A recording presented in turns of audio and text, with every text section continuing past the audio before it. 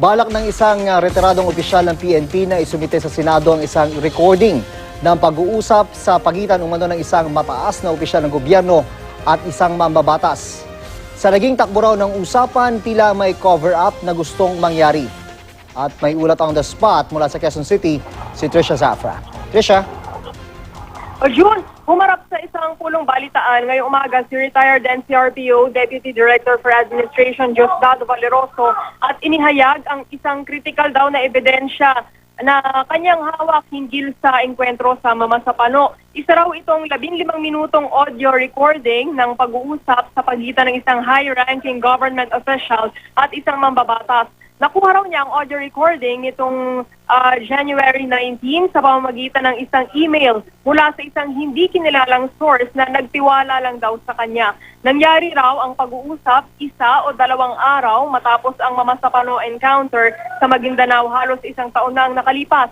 Batay daw sa napakinggan ni Valeroso, pinag-uusapan daw ang gagawing aksyon matapos ang enkwentro na ikinasawi ng 44 na miyembro ng Special Action Force, mga miyembro ng MILF at ilang sibilyang nadamay sa operasyon.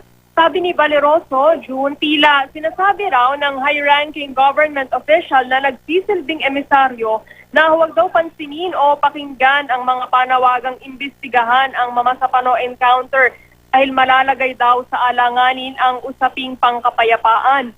Sa paglalarawan pa ni Valeroso, tila hindi raw sa telepono nangyari ang pag-uusap at mukhang harapang pag-uusap daw ito sa pagitan ng dalawang opisyal.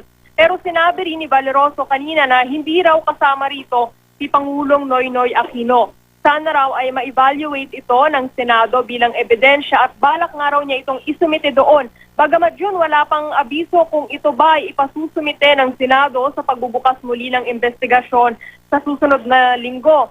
Sa naging takbo pa raw ng usapan ayon kay Valeroso, tila raw may cover-up na gustong gawin sa nangyari sa Mamasapano. Paniwala ni Valeroso, makatutulong ang audio recording para lumabas ang totoo, malaman kung sino ang mga dapat managot at magkaroon ng hustisya. Wala pang pahayag ang palasyo tungkol dito. June?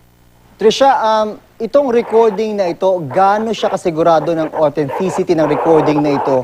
At syempre, alam naman natin mga ganyang recording, Trisha, yung minsan ako-question yung legality niyan dahil sa anti-wiretapping law. No? At saka yung identity ng yung mga nabanggit na personalidad doon, paano niya nasigurado na yun nga ang mga yon?